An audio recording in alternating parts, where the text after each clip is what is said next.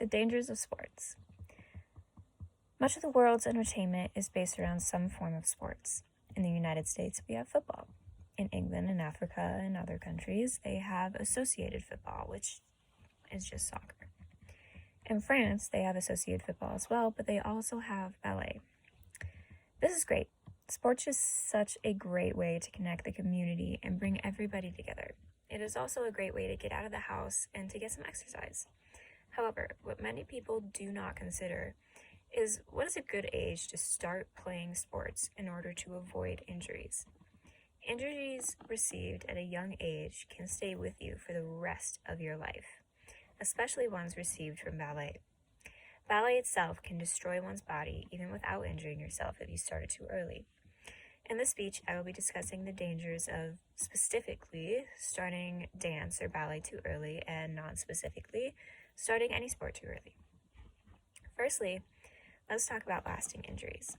I found this 2020 article from the Archives of Orthopedic and Trauma Surgery written by Morvan, Gravelou, and Buganik that analyzes the recovery of an ACL injury in children 15 years of age and under.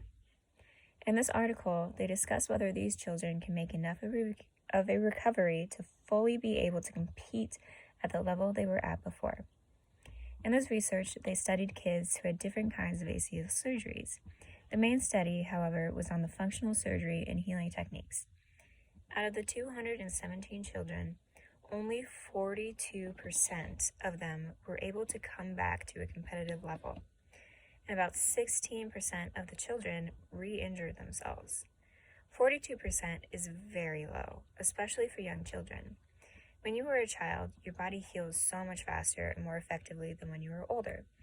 This is because you have more satellite cells, which are the cells that heal your ligaments and muscles, and your body just runs smoother because there are fewer underlying issues. Yet, despite these facts, only about 90 of the kids fully recovered. Even though they were able to regain their ability to play their sport, that does not take into account the pain left over.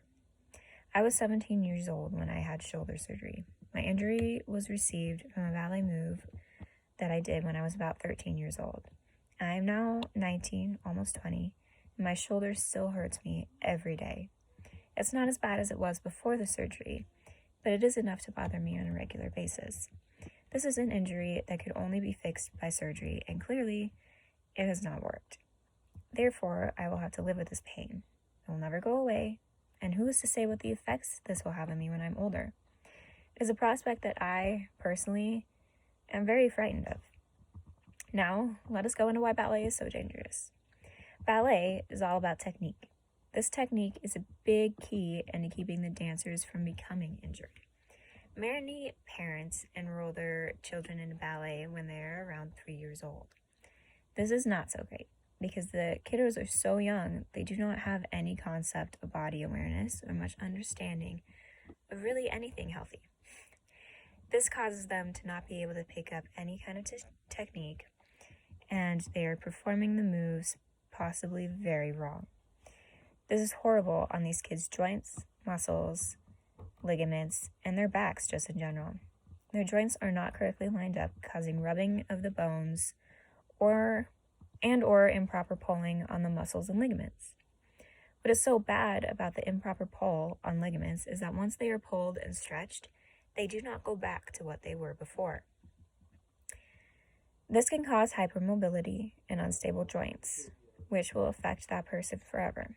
Another aspect about ballet that can lead to injury is point work.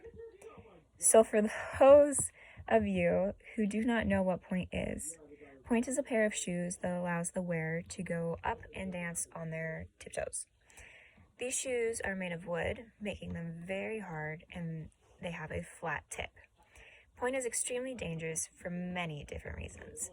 If the dancer is not ready to go up onto point, they could end up breaking an ankle from being too weak. They could snap their Achilles heel, they could break their toes, they could lose their toenails, and more. These are all injuries one could receive from just not being ready, but the dangers of not being old enough are much more dangerous. And what I mean by not being old enough is if the dancer is still growing or not. Now, when a person is growing, their bones are elongating and changing.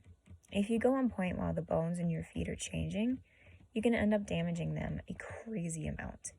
It could stunt the bone growth, cause stress fractures in the bone, which are just small breaks in the bone, and more.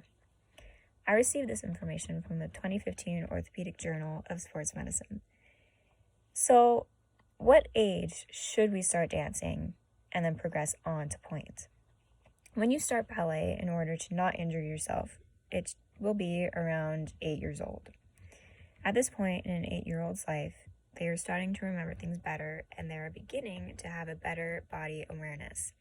In an article I found, written by professional ballet dancers and teachers, the youngest age they would put someone on point is 12 years old.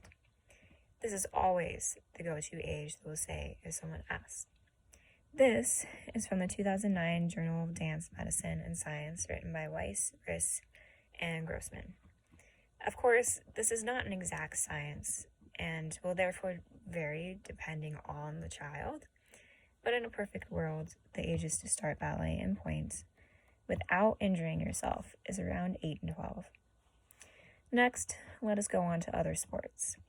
I am not as knowledgeable about other sports as I am with dance, but I can guarantee you that every sport out there has very important different techniques. So let us look at football as an example. When tackling someone, I am sure there's a proper way of doing it so you avoid breaking one's neck or getting another such injury. Just like I said earlier, a young child will have a hard time learning how to position themselves correctly and remember everything that they are supposed to do. Or, like with baseball, the kids need to learn how to throw correctly to avoid wrenching their shoulders. In soccer, you need to learn how to properly kick the ball, or you could possibly break a foot. Sports are great for everyone. They can get a person into shape, they can bring one another together, but even with the great things in life, there comes not so great things. Injuries are so very easy to get in sports, especially when one is so young. Now that we know some of the dangers surrounding our sports, I will leave you with this question. When should kids start to play sports?